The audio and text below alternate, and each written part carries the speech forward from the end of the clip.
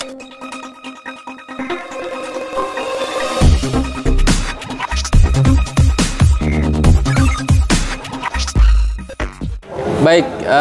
kawan-kawan semua, hari ini kami pimpinan cabang FSPK FSPSI Kabupaten Kota Bekasi bekerja sama dengan pimpinan pusat mengadakan sosialisasi putusan Mahkamah Konstitusi nomor 168 yang juga ada putusan nomor 40 yang diajukan oleh Gekanas yang SPK FSPSI menjadi bagian dari pemohonnya. Hari ini kita mengumpulkan seluruh pimpinan unit kerja se-Kabupaten Kota Bekasi yang tergabung dalam keluarga besar SPK FSPSI yang terdiri dari unsur ketua, unsur sekretaris, dan unsur bidang advokasi.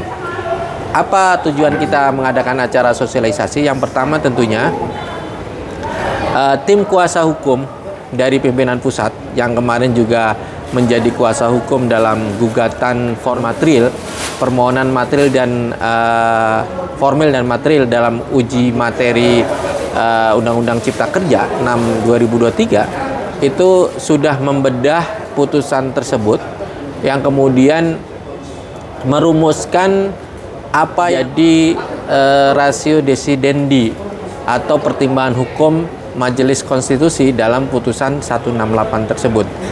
Nah, dari seluruh putusan yang amarnya kita tahu bersama ada amar-amar putusan yang sudah disampaikan, tentunya ada latar belakang majelis merumuskan pertimbangan hukumnya. Nah, itulah yang kita bedah. Kenapa kita memandang bahwa antara pertimbangan hukum dengan amar putusan itu saling berkaitan. Ya, ada yang dalam pertimbangan hukum ada, kemudian dia memerintahkan sesuatu, tapi kemudian di amar putusan tidak ada. Karena mungkin kebetulan juga tidak ada amar yang dimintakan.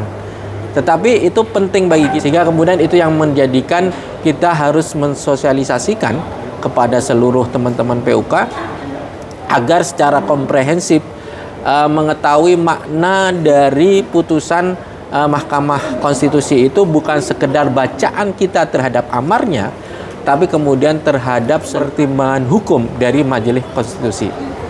Harapannya apa? Harapannya setelah setengah hari penuh ini teman-teman kita jelaskan rasio decidendi, amar putusan, kaitannya dengan tugas-tugas kita melindungi, membela, meningkatkan kesejahteraan anggota kita di tingkat unit kerja khususnya, kita bisa mendapatkan gambaran mana kita berjuang ke depan. Bagaimana berjuang terkait tentang PKWT, terkait tentang alidaya, terkait dengan tentang upah, tentang PHK, termasuk kompensasinya. Sehingga kemudian teman-teman bisa lebih pede lah ketika tantangan ke depan, khususnya ketika berhadapan tentang benturan Undang-Undang Cipta Kerja. Kemudian selain itu tentunya di level perangkat organisasi di atasnya, pimpinan cabang, pimpinan daerah, dan pimpinan pusat mempunyai tanggung jawab yang sama terkait dengan rencana tindak lanjut atau RTL kita sebut, sebagai bagian dari kita menindaklanjutin putusan Mahkamah Konstitusi dalam bentuk-bentuk aktivitas ke depan. Misalkan bagaimana kita merumuskan Undang-Undang Tenaga Kerja yang baru yang menjadi salah satu perintah dalam pertimbangan hukum Majelis Konstitusi agar dibentuk Undang-Undang Tenaga Kerja baru yang memisahkan diri dari Cipta Kerja. Kemudian bagaimana kita harus memastikan aturan pelaksananya harus selaras, senafas dengan putusan MK.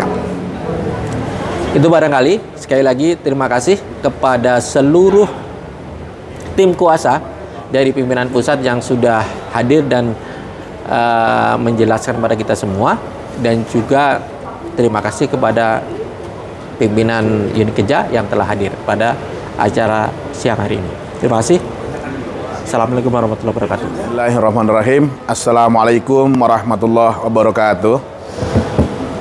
Atas nama pimpinan pusat SPK FSPSI, kami menyampaikan ucapan terima kasih kepada kawan-kawan pimpinan cabang SPK FSPSI Kabupaten Kota Bekasi yang telah bersama-sama untuk menyelenggarakan kegiatan sosialisasi putusan MK 168 ini. Dan juga barang tentu kami juga ucapan terima kasih dan apresiasi kepada kawan-kawan PUK yang sudah hadir pada acara ini Mudah-mudahan dengan kegiatan ini ada pemahaman yang sama terkait dengan bagaimana memaknai putusan MK, sekaligus juga barang tentu mengimplementasikan khusus bagi kawan-kawan PUK bagaimana merumuskan dalam PKB-nya bagi kawan-kawan yang akan memperbaharui PKB ini menjadi bahan, termasuk di dalamnya bagaimana persiapan kenaikan upah 2025. Begitu juga kawan-kawan di Dewan Pengupahan bagaimana merealisasikan upah minimum yang berkeadilan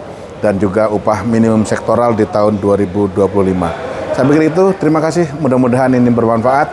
Salam solidaritas, hidup SPKM SPS. Demikian, terima kasih. Assalamualaikum warahmatullahi wabarakatuh.